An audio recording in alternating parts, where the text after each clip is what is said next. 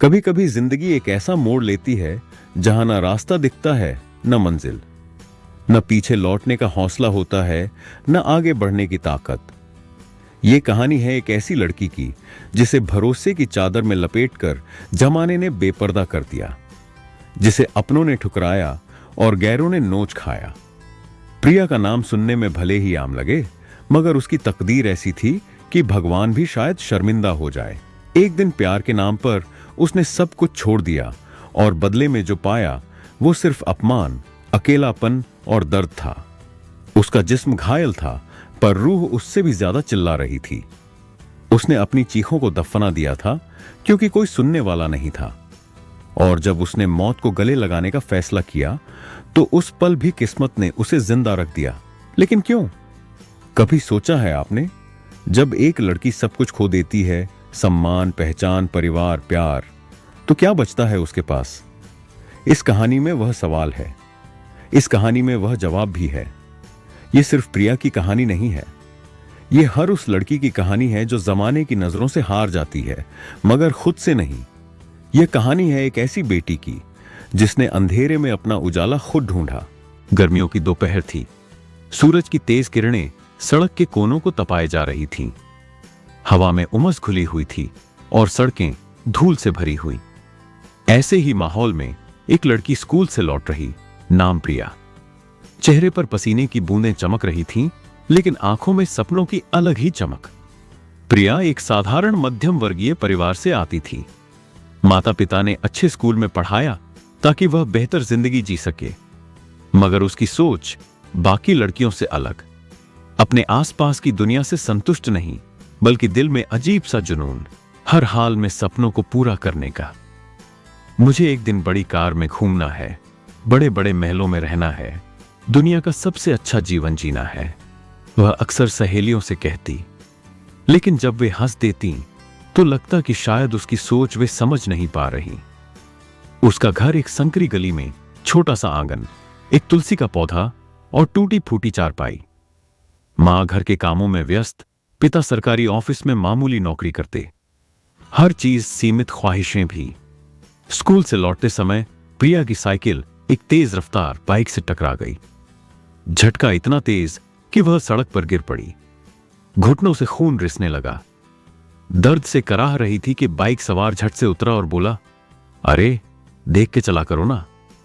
प्रिया गुस्से से भर गई, आंखें तरेरते हुए कहा, तुम्हें चलाना नहीं आता क्या? इतनी तेज बाइक क्यों चलाते हो? लड़का मुस्कुरा दिया, लंबा चौड़ा, सांवला और स्टाइलिश। बोला, अच्छा बाबा, सॉरी, पर तुम्हारी साइकिल भी टूटी नहीं, फिर इतना गुस्सा क्यों? प्रिया झल्ला उठी, गुस्सा इसलिए क्योंकि तुम्हारी वजह से मैं गिरी। लड़का बोला, ओके ओके, अगर चोट लगी है तो डॉक्टर के पास ले चलता हूं। प्रिया ने तुनक कर कहा, जरूरत नहीं। वह मुस्कुराया और बोला, ठीक है, जैसा तुम्हारा हुक्म। इतना कहकर बाइक उठाकर आगे बढ़ गया। प्रिया ने उसकी ओर घूरा, फिर साइकिल उठाकर घर की राह ली। लेकिन घर पहुंचकर भी उसका चेहरा बार बार आंखों के सामने घूमता रहा। अगले कुछ दिनों तक जब भी प्रिया स्कूल से लौटती, वही लड़का सड़क पर दिख जाता, एक ही जगह खड़ा, बाइक के साथ। कई बार नजरें टकराईं, पर दोनों अनजान बनकर आगे बढ़ जाते। धीरे धीरे कुछ अजीब लगने लगा। सहेलियां कहती, लगता है कोई तुम्हें पसंद करने लगा है। वह गुस्से में जवाब देती, बिल्कुल नहीं, मैं किसी लड़के के चक्कर में नहीं पड़ने वाली। पर दिल कुछ और कहता। जब भी करण दिखता, भीतर बेचैनी सी होने लगती। एक दिन जब वह सड़क पार कर रही थी, आवाज आई, अरे सुनो। वह रुकी, पीछे मुड़ी। वही लड़का खड़ा था, मुस्कुराकर बोला, मुझे करण कहते हैं, वैसे तुम्हारा नाम? प्रिया ने झिझकते हुए जवाब दिया, प्रिया। करण हंसा, अच्छा नाम है, वैसे दोस्ती करना चाहता हूं, अगर तुम्हें बुरा ना लगे तो। प्रिया ने कोई जवाब नहीं दिया, बस उसकी ओर देखती रही, फिर बिना कुछ कहे आगे बढ़ गई। पर उस दिन के बाद सब कुछ बदल गया। अब जब भी करण दिखता, दिल में अनजाना एहसास जाग उठता। खुद को बार बार समझाने की कोशिश करती, पर उसकी मुस्कान दिमाग से हटती नहीं। रात को जब वह अपने कमरे में सोने की कोशिश कर रही थी, सपनों की याद फिर उभर आई। सवाल उठा, अगर वह सब मिल जाए जो चाहती हूं तो क्या गलत होगा? शायद जिंदगी अब किसी और राह की ओर ले जा रही थी। शायद अधूरे सपनों को पूरा करने के लिए किसी सहारे की जरूरत थी, और शायद वह सहारा करण बन सकता था। रात गहरी हो चली थी, मगर प्रिया की आंखों में नींद नहीं थी। करवटें बदलते हुए उसके जहन में एक ही सवाल गूंज रहा था, क्या मैं करण से दोस्ती कर सकती हूं? यह सवाल जितना सीधा था, जवाब उतना ही उलझा हुआ। मुझे सपनों को पूरा करना है, अपने पैरों पर खड़ा होना है, एक बड़ी जिंदगी जीनी है, वह खुद से कहती। लेकिन फिर करण की हंसी उसकी यादों में गूंजने लगती। अगले दिन स्कूल में भी वह अजीब सी उलझन में थी। क्लास में बैठी थी, मगर पढ़ाई पर ध्यान नहीं था। सहेलियां मजाक उड़ाने लगीं। कहां खोई रहती हो आजकल? कोई तो है जो इसे बेचैन किए हुए है। प्रिया झल्लाकर बोली, कुछ नहीं है ऐसा, बेवजह की बातें मत करो। पर खुद से झूठ बोलना मुश्किल था। स्कूल से लौटते वक्त उसकी नजरें अनायास ही उस मोड़ की तरफ चली गईं जहां अक्सर करण खड़ा होता था, लेकिन आज वह वहां नहीं था। प्रिया को अजीब सा खालीपन महसूस हुआ। क्या उसे करण से मिलने की आदत हो गई थी? 3 दिन बीत गए, पर करण कहीं नहीं दिखा।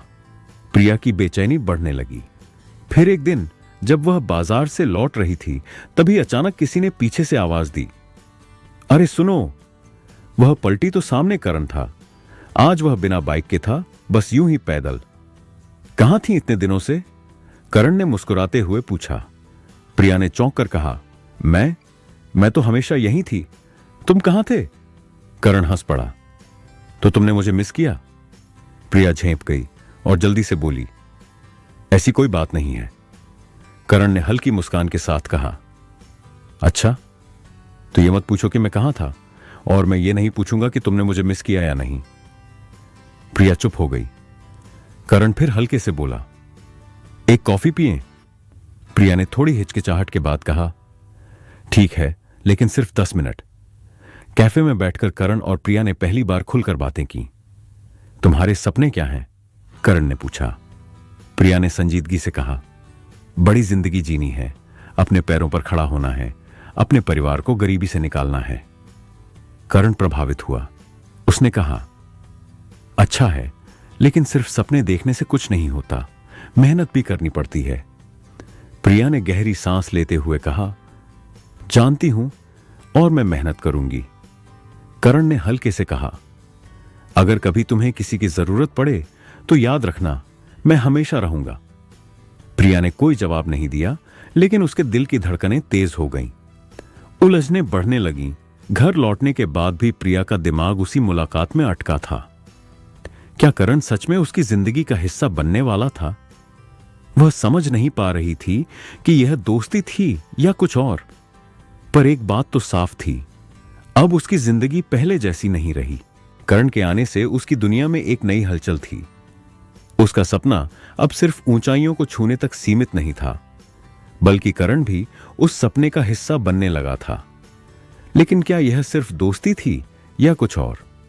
नजदीकियां बढ़ने लगीं। अब जब भी प्रिया और करण मिलते, उनके बीच बातें ज्यादा होने लगीं। छोटी छोटी मुलाकातें अब घंटों तक चलने लगी थीं। कभी कॉलेज के बाहर, कभी कैफे में, तो कभी किसी सुनसान गली में खड़े होकर दोनों एक दूसरे की बातों में खो जाते। करण भी अब खुलकर अपने दिल की बातें करने लगा था। प्रिया, तुम्हारे सपने बहुत बड़े हैं और मैं चाहता हूं कि तुम उन्हें पूरा करो, लेकिन कभी कभी मुझे डर लगता है कि कहीं मैं तुम्हारे रास्ते की रुकावट ना बन जाऊं। प्रिया ने उसकी आंखों में झांका और मुस्कुराकर कहा, रुकावट नहीं, तुम मेरा सहारा बन सकते हो। यह शब्द सुनकर करण का दिल तेजी से धड़कने लगा।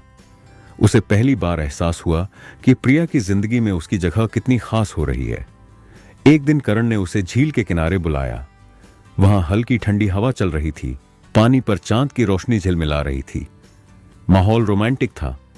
करण ने गहरी सांस ली और कहा, प्रिया, मैं तुमसे एक बात कहना चाहता हूं, लेकिन डरता हूं कि कहीं तुम दूर न चली जाओ। प्रिया ने हंसते हुए कहा, करण, तुम इतने गंभीर क्यों हो रहे हो? कहो ना।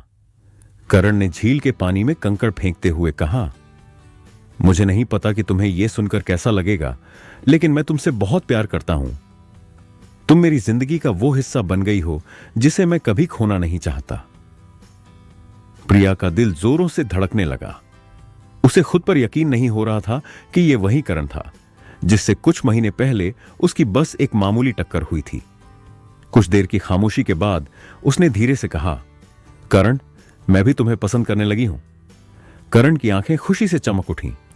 उसने प्रिया का हाथ थाम लिया और कहा, तो फिर हमेशा मेरे साथ रहोगी? प्रिया ने हल्के से सिर हिलाया। आज उनकी मोहब्बत ने एक नाम पा लिया था, लेकिन प्यार कभी आसान नहीं होता। प्रिया के घर में उसकी हर गतिविधि पर नजर रखी जाने लगी थी। मां को शक होने लगा था कि वह किसी से मिल रही है। एक दिन जब वह फोन पर करण से बात कर रही थी, तभी उसकी मां ने उसे पकड़ लिया। कौन है ये करण? मां ने गुस्से से पूछा। प्रिया घबरा गई, लेकिन खुद को संभालते हुए बोली, मां, वो मेरा दोस्त है। झूठ मत बोल, मैंने तुम्हें पहले कभी किसी लड़के से इतनी बातें करते नहीं देखा। प्रिया ने कोई जवाब नहीं दिया, लेकिन उसकी चुप्पी ही उसका सबसे बड़ा जवाब थी। अब घर में माहौल बदलने लगा।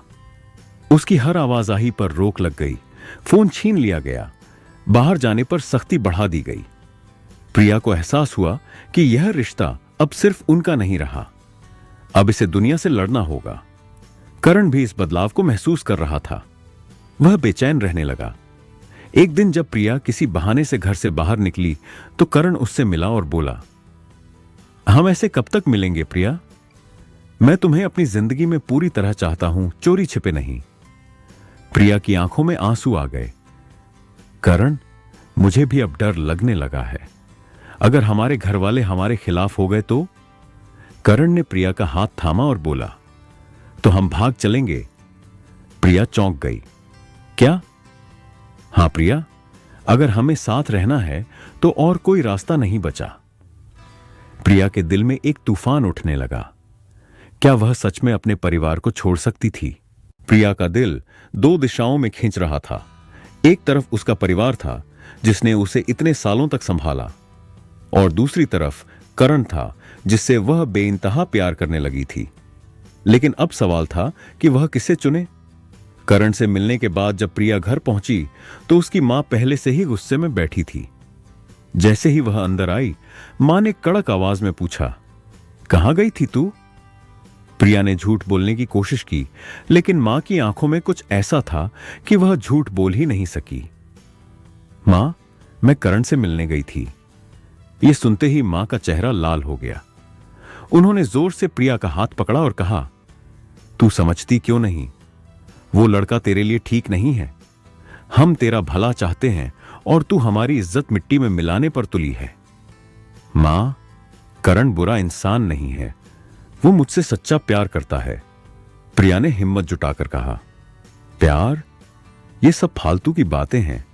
तेरा बाबूजी को तुझसे कितनी उम्मीदें थीं, और तू हमें धोखा दे रही है। मां की यह बात सुनकर प्रिया का दिल टूट गया। उसने कभी नहीं सोचा था कि उसका प्यार, जिसका एहसास उसके लिए सबसे पवित्र था, उसके घर वालों की नजर में एक धोखा बन जाएगा। उधर करण बेचैनी से प्रिया के फोन का इंतजार कर रहा था, लेकिन फोन बंद था। वह समझ गया कि कुछ गड़बड़ है। अगले दिन उसने कॉलेज में प्रिया का रास्ता रोका। क्या हुआ प्रिया, तुमने मुझे फोन क्यों नहीं किया? प्रिया की आंखें नम थीं। वह धीमे से बोली, करण, मां ने सब जान लिया है। वो इस रिश्ते के लिए कभी नहीं मानेंगी। करण ने गहरी सांस ली और उसका हाथ थाम लिया। अगर वो नहीं मानेंगी तो हम क्या करें? क्या हम अपने प्यार को ऐसे ही खत्म कर देंगे? प्रिया कुछ नहीं बोल पाई। उसकी आंखों से आंसू बहने लगे। करण अब फैसला कर चुका था। उसने प्रिया से कहा, अगर तुम्हें मुझसे सच्चा प्यार है तो हम साथ भाग सकते हैं। इस समाज को हमारी मोहब्बत से दिक्कत है, लेकिन हम अपनी तकदीर खुद लिख सकते हैं। प्रिया का दिल धड़क उठा। भाग जाना, क्या यह सही होगा? लेकिन अगर वह नहीं भागी तो क्या उसे करण से हमेशा के लिए अलग होना पड़ेगा? घर लौटकर वह पूरी रात सो नहीं सकी। मां की सख्ती, समाज का डर, लेकिन करण का प्यार, यह सब उसके दिमाग में घूम रहा था। अगली सुबह जब वह तैयार होकर कॉलेज जाने लगी तो मां ने दरवाजे के सामने खड़े होकर कहा, तू आज से कॉलेज नहीं जाएगी, अब तेरा रिश्ता कहीं और तय करेंगे। प्रिया के पैरों तले जमीन खिसक गई। अब उसके पास एक ही रास्ता था, बगावत। उस रात प्रिया ने करण को मैसेज किया, मुझे ले चलो यहां से हमेशा के लिए। करण का जवाब तुरंत आया, कल रात 12 बजे रेलवे स्टेशन पर मिलो, एक नई जिंदगी हमारा इंतजार कर रही है। प्रिया ने फोन बंद कर दिया। उसकी जिंदगी अब एक मोड़ पर आ चुकी थी, जहां से आगे सिर्फ अंधेरा था या शायद एक नई सुबह। रात के 12 बजे वाले थे। प्रिया का दिल तेजी से धड़क रहा था। घर के सभी लोग सो चुके थे, लेकिन उसकी आंखों में नींद कहां। आज उसे अपना सबसे बड़ा फैसला लेना था। परिवार छोड़कर करण के साथ एक नई जिंदगी की ओर बढ़ना था। धीरे धीरे प्रिया ने अपना एक छोटा बैग तैयार किया। उसमें सिर्फ कुछ जरूरी कपड़े, थोड़ा पैसा और एक छोटी सी डायरी रखी, जिसमें उसने अपने बचपन की यादें लिखी थीं। क्या मैं सही कर रही हूं? यह सवाल उसके दिमाग में बार बार आ रहा था, लेकिन करण का चेहरा और उसका प्यार उसे आगे बढ़ने का हौसला दे रहा था। दरवाजा धीरे से खोला। चारों तरफ अंधेरा था। मां पिता के कमरे से हल्की खर्राटों की आवाज आ रही थी। उसने बिना कोई आवाज किए दरवाजा खोला और बाहर निकल गई। प्रिया तेजी से गली के अंधेरे रास्तों से गुजरते हुए रेलवे स्टेशन की ओर बढ़ी। रात का सन्नाटा उसे डराने की कोशिश कर रहा था, लेकिन दिल में करण से मिलने की बेचैनी उसे आगे बढ़ने पर मजबूर कर रही थी। स्टेशन पर पहुंचते ही उसने चारों ओर नजर दौड़ाई। प्लेटफॉर्म पर इक्का दुक्का लोग ही थे। अचानक उसकी नजर करण पर पड़ी। वह एक बैग कंधे पर लटकाए खड़ा था, चेहरा हल्की रोशनी में चमक रहा था। करण ने उसे देखते ही उसके हाथ थाम लिए। तुम आ गई, अब हमें कोई अलग नहीं कर सकता प्रिया। प्रिया हल्की मुस्कान के साथ उसकी आंखों में झांकने लगी। दोनों ने एक ट्रेन पकड़ी जो कुछ ही मिनटों में निकलने वाली थी। ट्रेन के डिब्बे में बैठते ही प्रिया की धड़कनें और तेज हो गईं। करण ने उसका हाथ पकड़ते हुए कहा, हम एक नई जिंदगी शुरू करने जा रहे हैं, तुम्हें कोई डर तो नहीं लग रहा? प्रिया ने हल्की आवाज में कहा, डर तो लग रहा है, लेकिन तुम्हारे साथ रहने के लिए मैं कुछ भी कर सकती हूं। ट्रेन धीरे धीरे आगे बढ़ने लगी। खिड़की से बाहर झांकते हुए प्रिया ने अपने शहर की आखिरी झलक देखी। वह जानती थी कि अब वापस लौटने का कोई रास्ता नहीं बचा था, लेकिन क्या यह सफर सच में उसे खुशी तक ले जाएगा, या फिर यह फैसला उसकी जिंदगी की सबसे बड़ी भूल साबित होगा? रेलवे स्टेशन पर दोनों की धड़कनें तेज थीं। किसी भी पल कोई पहचान सकता था करण का दोस्त कि वह मदद करेगा। इसी उम्मीद के सहारे दोनों सूरत के लिए निकल पड़े। प्रिया खिड़की से बाहर देख रही थी, लेकिन मन में हलचल मची हुई थी। करण उसके पास बैठा था। उसकी आंखों में भविष्य के सपनों की चमक थी। सूरत पहुंचते ही प्रवीण ने उन्हें अपने घर में जगह दी। प्रवीण खुद अकेला रहता था और उसने करण का साथ देने की कसम खाई थी। शुरुआती कुछ दिन अच्छे रहे, लेकिन खुशियों के ये पल ज्यादा दिन नहीं टिके। करण के चाचा को किसी तरह भनक लग गई कि वह सूरत में है। गुस्से से आग बबूला चाचा वहां पहुंचा और करण को समझाने लगा, बेटा, दुनिया में प्यार से ज्यादा जरूरी जिम्मेदारी होती है। यह सब सपनों की दुनिया है, हकीकत में ऐसा कुछ नहीं होता। घर लौट चलो, अब भी वक्त है। करण ने प्रिया की ओर देखा। उसकी आंखों में उम्मीद थी कि वह साथ देगा, लेकिन परिवार का दबाव और समाज का डर उस पर भारी पड़ रहा था। भारी मन से करण ने प्रिया को अकेला छोड़ने का फैसला कर लिया। मुझे माफ कर दो प्रिया, मैं मजबूर हूं। यह कहते हुए वह चाचा के साथ चला गया और प्रिया पूरी तरह टूट गई। प्रिया के लिए यह किसी सपने के टूटने जैसा था। उसने घर लौटने से साफ इनकार कर दिया। प्रवीण ने उसे समझाने की कोशिश की, लेकिन वह अब किसी पर भरोसा करने के लिए तैयार नहीं थी। वह सड़कों पर अकेली थी। जिस शहर में उसने नई जिंदगी की उम्मीद की थी, वही अब उसे पराया लग रहा था। पेट भरने के लिए प्रवीण के कहने पर वह कुछ दिनों तक उन्हीं लोगों के घर का काम करने लगी, जो उसके रहने का खर्च उठा सकते थे। हर रात वह अकेले अपने फैसले पर पछताती। उसकी आंखों में सवाल होते, क्या यही प्यार था? क्या करण ने मुझसे सच्चा प्यार किया था या सिर्फ एक सपने की तरह छोड़ गया? हर बीतते दिन के साथ उसकी तकलीफ बढ़ती जा रही थी। प्रिया का जीवन किसी पिंजरे में कैद परिंदे की तरह बन चुका था। वह एक ऐसे दलदल में फंस चुकी थी जहां से निकलने की कोई राह नहीं थी। जिस इंसान पर उसने विश्वास किया था उसी ने उसे धोखा दिया और उसे ऐसे घर में छोड़ दिया जहां हर दिन उसकी अस्मिता तार तार होती थी। कोई उसे बचाने नहीं आया और कोई उसकी चीखें सुनने वाला नहीं था। धीरे धीरे उस घर के और लोग भी उसकी मजबूरी का फायदा उठाने लगे। उसे धमकी दी जाती कि अगर उसने मुंह खोला तो उसके माता पिता को उसके बारे में बता दिया जाएगा, जिससे उनके सम्मान पर कलंक लगेगा। डर और बेबसी ने उसे मौन कर दिया था। वह हर दिन सहती, हर रात मरती, पर कुछ कर नहीं पाती। अंततः जब सहने की ताकत खत्म हो गई तो उसने फैसला कर लिया, अब वह नहीं जिएगी। एक रात आंसुओं में डूबी प्रिया अकेले सड़कों पर भटकती रही। उसके दिमाग में बस एक ही ख्याल था, मृत्यु। वह शहर के बाहर एक पुल पर पहुंची। नीचे गहरी खाई थी, बहता हुआ पानी था और अंधेरे में गुम होती उसकी परछाई। उसने आंखें बंद की और खुद को छोड़ने के लिए जैसे ही कदम बढ़ाया, अचानक किसी ने उसका हाथ पकड़ लिया। घबरा कर प्रिया पीछे मुड़ी। उसके सामने एक अधेड़ उम्र का आदमी खड़ा था जिसकी आंखों में चिंता और सवाल थे। वह सख्त आवाज में बोला, क्या कर रही हो? तुम्हें पता भी है कि यहां से गिरने के बाद तुम्हारी जान चली जाएगी? प्रिया ने गुस्से और दर्द में कहा, हां मुझे पता है। तुमने मेरा हाथ क्यों पकड़ा? मुझे मरने दो, मैं अब जीना नहीं चाहती। उस आदमी ने गहरी सांस ली और कहा, मैं तुम्हें नहीं जानता और ना ही तुम्हारे इस निर्णय के पीछे की वजह जानता हूं, लेकिन एक बात जानता हूं, जान देना किसी समस्या का हल नहीं होता। प्रिया की आंखों में आंसू उमड़ आए। वह फूट फूट कर रोने लगी और बोली, मैं क्या करूं? मैंने जिनके लिए अपना सब कुछ छोड़ा उन्होंने ही मुझे छोड़ दिया। जिस जगह मैं गई वहां हर रात मुझे नोचा जाता था। क्या इसे जीना कहते हैं?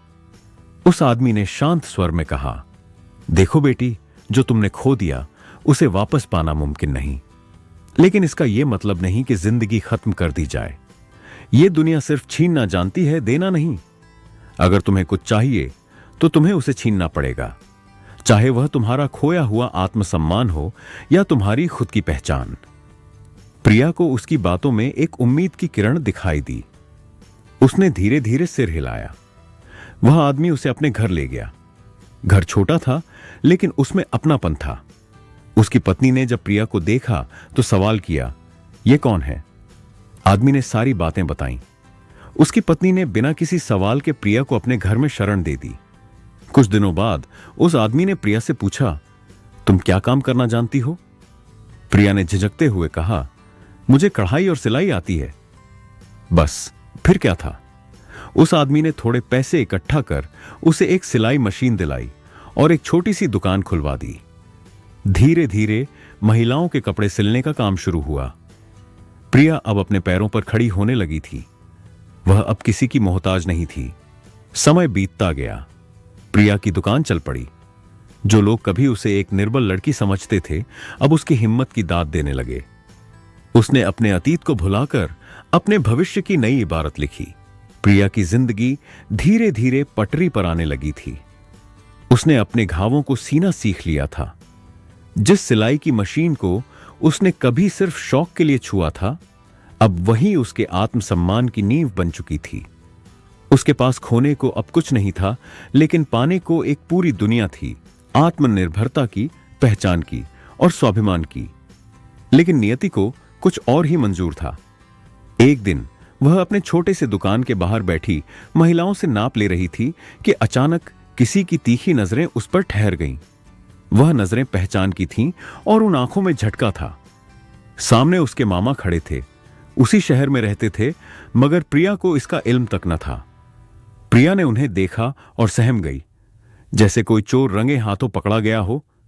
वह दुकान छोड़कर अंदर भागने लगी, पर मामा की आवाज ने उसके कदम जड़ कर दिए। प्रिया! वह रुक गई, धीमे धीमे पीछे मुड़ी। उसकी आंखों में अपराध बोध, शर्म और डर के आंसू थे। मामा तेजी से उसके पास आए और एक ही सांस में बोल उठे, ये क्या किया तूने? तूने हमें समाज में किसी लायक नहीं छोड़ा। लोग हम पर थूकते हैं, तुझे पता है। तेरी वजह से तेरी बहनों का घर से निकलना मुश्किल हो गया है। हर कोई हमें ऐसे घूरता है जैसे हम कोई अपराधी हों। तुझे जरा भी शर्म नहीं आई? प्रिया कुछ नहीं कह सकी, बस सिर झुकाए आंसू बहाती रही। मामा ने फिर सवाल किया, कहां रह रही है तू? क्या कर रही है? प्रिया ने रुक रुक कर जवाब दिया, यहां किशोर चाचा के पास रह रही हूं। वही पुल पर मिले थे। सिलाई का काम करती हूं। एक छोटी सी दुकान है मेरी। मामा उसी वक्त किशोर के घर पहुंचे। देखा कि घर सादा था मगर साफ और सलीके से सजा हुआ। किशोर और उनकी पत्नी ने आदर से स्वागत किया और सब कुछ साफ साफ बताया। मामा की आंखें नम हो गईं। उन्होंने किशोर को धन्यवाद कहा और फिर प्रिया के पास आकर बोले, चल बेटा, अब घर चल। सब तुझे माफ करने को तैयार हैं, तेरा इंतजार कर रहे हैं। माँ बाप का दिल भी पत्थर नहीं होता। बहुत दिन हो गए तुझे देखे। चलो अब घर चलो। पर प्रिया ने अपने आंसू पोंछते हुए धीमी आवाज में कहा, नहीं मामा, अब मैं घर नहीं जा सकती। जो गलती मैंने की है उसकी यही सजा है। मैंने आप सबकी आंखों में शर्म भर दी। अब लौट कर क्या करूंगी? मामा ने बहुत समझाया, बहुत मनाया, मगर प्रिया नहीं मानी। उसने कहा, यहां मेरा एक नया परिचय है, एक नई पहचान है। यह घर, यह दुकान, ये सब मेरे अपने हैं। मैंने अंधेरे से निकलकर यह छोटा सा उजाला खुद बनाया है। प्रिया ने घर पर भी फोन किया। मां की रोती हुई आवाज आई, बेटी, गलती हर किसी से होती है। तेरा इंतजार अब भी है, बस एक बार घर आ जा। बहन ने कहा, हमने तुझे माफ कर दिया है बहन, तू अब भी हमारी शान है। बहन की सिसकियां कह रही थीं, दीदी, हमें फिर से वैसे ही साथ रहना है। लेकिन प्रिया की आवाज में एक मजबूती थी, आप सबका प्यार पाकर मैं धन्य हुई, लेकिन अब मेरा रास्ता अलग है। मैं यहीं रहूंगी, यही मेरा नया घर है। वक्त गुजरता गया। प्रिया की दुकान चल पड़ी। आसपास की महिलाएं उसकी तारीफ करने लगीं। वह न केवल अपने खर्चे खुद उठाने लगी, बल्कि जब घर में कोई जरूरत होती तो चुपचाप पैसे भेज देती, किसी को दिखाकर नहीं, बस अपने कर्तव्य को निभाकर। लेकिन हर रात जब वह अपने बिस्तर पर जाती तो मन के किसी कोने में वह पछतावे का दरिया बहता रहता। आंसू रुकते नहीं थे, माफ कर दिए जाने के बाद भी, क्योंकि गलती माफ हो सकती है पर उसके निशान दिल पर रह जाते हैं। अब वह वही प्रिया नहीं रही जो कभी सहमी सहमी सी रहती थी। अब उसकी आंखों में आत्मबल था। उसने अपनी किस्मत खुद लिखी, अपनी अस्मिता की फिर से रचना की। आज वह जानती है गलतियां इंसान से होती हैं, पर उनसे लड़कर आगे बढ़ना ही असली जीत होती है। क्योंकि पहचान वह नहीं जो समाज देता है, पहचान वह है जो इंसान खुद बनाता है। चलो दोस्तों, आप लोगों को यह कहानी कैसी लगी कमेंट बॉक्स में जरूर बताएं।